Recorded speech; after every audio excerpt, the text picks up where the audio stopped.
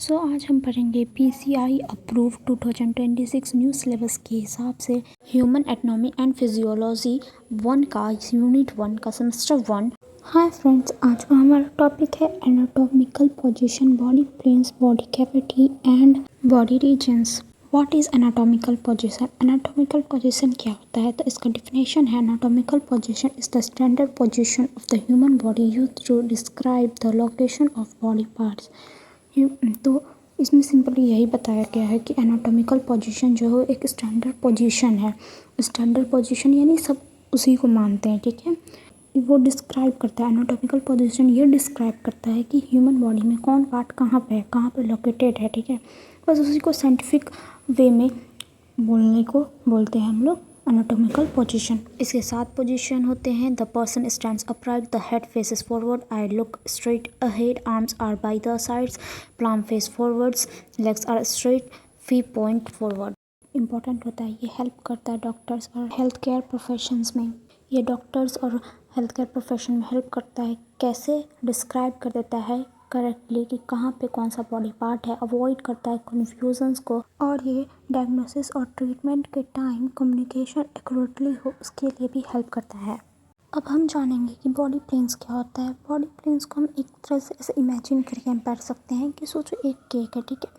उसे हम कैसे कैसे कट कर सकते हैं? उसे हम हॉरिजॉन्टल कट कर सकते हैं, वर्टिकल कट कर सकते हैं, साइड से कट कर सकते हैं, बीच से कट कर सकते हैं, मतलब जहाँ से मन करे वहाँ से हम लोग कट करके खा सकते हैं। सेम इसी तरह से ह्यूमन बॉडी को भी कट किया जा सकता है इमेजिनरी प्लेन्स में, और इसी को हम लोग बॉडी प्लेन्स कहते हैं।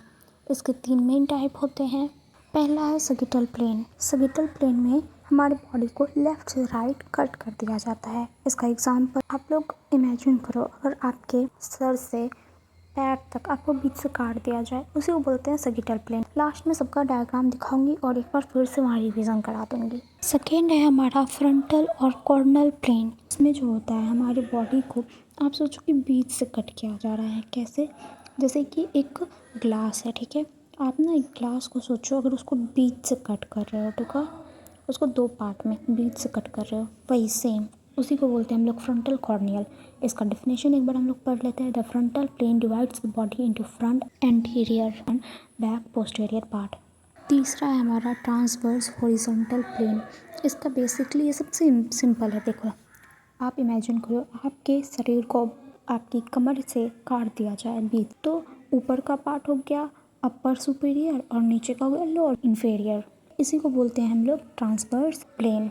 इसका एक बार डेफिनेशन हम लोग पढ़ लेते हैं। The transverse plane divides the body into upper superior and lower inferior parts. इनको याद रखने का एक सबसे सिंपल और इजी ट्रिक SFT आप याद रखना है, ठीक है। S से सगिटल हो जाएगा। सगिटल प्लेन में क्या होता है, लेफ्ट टू राइट होता है, कट किया जाता है बॉडी को, ठीक है। F for frontal. फ्रंटल देखो, F फॉर फ्रंटल और F से ही है फ्रंट, तो फ्रंट और बैक में उसको कट किया जाता है। T for transverse. ट्रांसवर्स में क्या है, T है, T फॉर टॉप हो गया, बस उसी से याद रखना है। टॉप टू बॉटम कट किया जाता है। बस सगिटल का बचा है। सगिटल में कोई भी लेटर में नहीं मिल रहा है, लेकिन आप एक बात से याद रख सकते हो कि हमेशा S और R की जोड़ी बड़े मस्त लगती है, ठीक है। तो बस हो गया सगिटल, S का जोड़ी R से लगता है, तो बस राइट टू लेफ्ट कट होता है, बस ये याद रख लेना है। अब नेक्स्ट हम पढ़ेंगे बॉडी कैविटीज़। बॉडी कैविटीज़ पढ़ने से पहले हम लोग समझेंगे कि कैविटी क्या होता है। कैविटी कोई भी खाली स्पेस जो होता है उसको हम लोग कैविटी बोलते हैं। बॉडी कैविटी वो प्लेस है हमारे बॉडी में जहाँ पे हमारे बॉडी में जहाँ पे स्पेस खाली रहता है, ठीक है, जिसमें हमारा ऑर्गन रहता है और उसको प्रोटेक्ट करता है, बोलते हैं बॉडी कैविटी।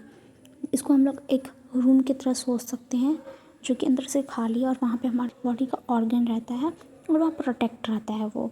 अब एक बार हम इसका डिफिनेशन पढ़ लेते हैं। Body cavities are space inside the body that protect and contain in internal organs. Major body cavities 5 होते हैं। एक होता है कार्निवल जिसमें हमारा ब्रेन होता है, दूसरा होता है वर्टिबल जिसमें हमारा स्पाइनल कोड होता है, तीसरा होता है थोरैसिक कैविटी जिसमें हमारा हार्ट और लंग्स होता है, चौथा होता है एब्डोमेन कैविटी जिसमें हमारा stomach, liver, pancreas, sleeping, intestine होता है। अब हम पढ़ेंगे बॉडी रीजन के बारे में। बॉडी रीजन जो है ये हम लोग को बताता है सिंपल वे में कि कौन सा पार्ट कहाँ पे है, ठीक है, कौन सा रीजन में है, सिंपल वे में। इसका मेन बॉडी रीजन्स है हेड। हेड को बोलते हैं सेपाफिलिक, नेक को बोलते हैं सर्वाइकल, चेस्ट को बोलते हैं थोरैसिक, एब्डोमेन को बोलते हैं एब्डोमिनल, पेल्विस को बोलते हैं पेल्विक, बैक का होता है डॉर्सल, अपर लिम्ब और लोअर लिम्ब होता है। अब हम देख लेते हैं आज का समरी कि आज हमने क्या क्या पढ़ा। एटोनॉमिकल पोजीशन जो होता है वो होता है स्टैंडर्ड बॉडी पोजीशन। 3 तरह के बॉडी प्लेन्स होते हैं, सैगिटल, फ्रंटल, ट्रांसवर्स।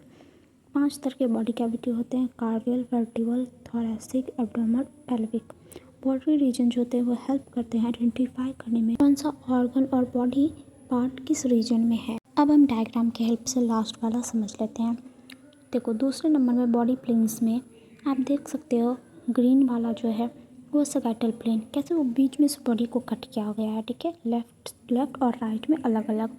दूसरा है हमारा फ्रंटल, जिसमें हमारे बॉडी को बैक और फ्रंट पार्ट में काट दिया गया है। और तीसरा है ट्रांसवर्स, जिसमें हमारे अप और लोअर बॉडी पार्ट में उसे कट कर दिया गया है। तीसरा में देखिए वहाँ बॉडी कैविटी, वहाँ पे आप देख सकते हैं कैसे हमारा स्कल जो है वो खाली होता है और उसके अंदर हमारा ब्रेन रहता है जिसको वो प्रोटेक्ट करता है। ऐसे ही सेम हमारे स्पाइनल कोड के लिए हार्ट, लंग्स, स्टमक, किडनी सबके लिए स्पेस दिया हुआ है। आप इस पूरे डायग्राम को एक बार अच्छे से पढ़ लेना। अगर कुछ समझ नहीं आया तो कमेंट में बताना, मैं फिर से समझा दूंगी वो चीज़।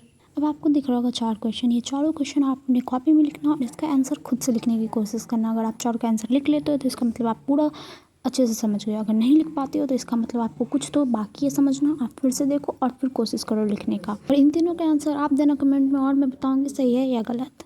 हमारा नेक्स्ट टॉपिक है एनाटॉमिकल टर्मोलॉजी।